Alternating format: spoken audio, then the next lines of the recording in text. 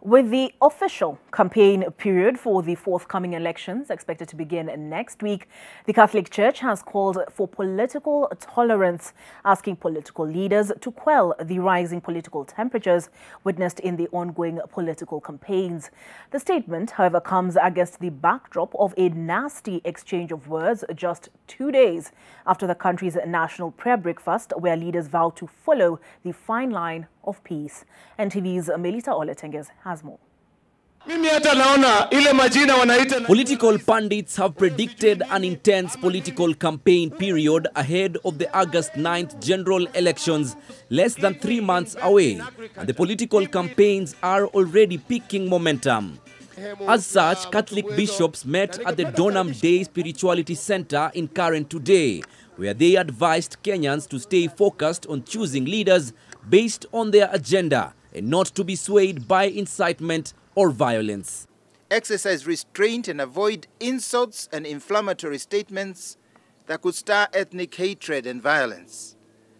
We remind our leaders that political competition should never stoke ethnic hatred. We wish to urge all Kenyans to choose their leaders wisely and be guided by the values and the manifestos of various candidates. During the National Prayer Breakfast held on Thursday in Nairobi, leaders committed to shun indecent politics and instead engage in issue-based campaigns.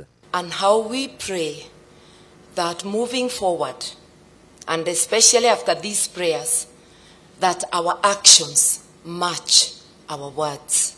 Even as we compete with ideas, not insults. I want to speak on behalf of my team and I. Now I want to tell the people of Kenya from this prayer breakfast that we will do everything possible within our power to make sure that the elections are peaceful. But barely 24 hours later, Azimio presidential aspirant Raila Odinga and the Kenya Kwanza aspirant William Ruto were throwing barbs at each other. Wakati ile ya utawala ya kidhuluma na kimabavu, wao walikuwa na ramba mkate ya Nyayo. Hao walikuwa ndio tayari ametekwa nyara ni kibaraka. Kama mnataka hiyo kazi ifanyike, lazima muongee na mwenyewe. Huyu ni kibaraka tu. Sasa niwaambie, kikaragozi ama kibaraka anaweza kufanya chochote.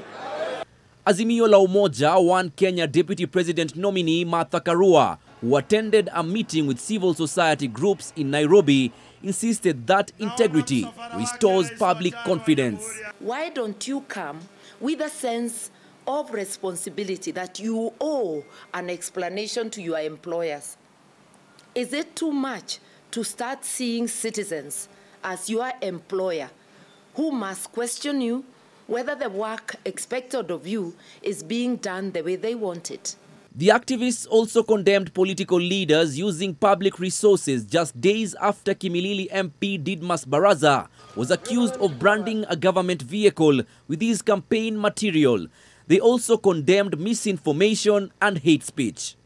To witness misuse and the abuse of digital platforms by individuals leveraging on anonymity to promote hate speech, misinformation, and disinformation. Azimio la Umoja, One Kenya presidential running mate Martha Karua also insisted that she will work closely with civil societies. Melita Oletenges, NTV.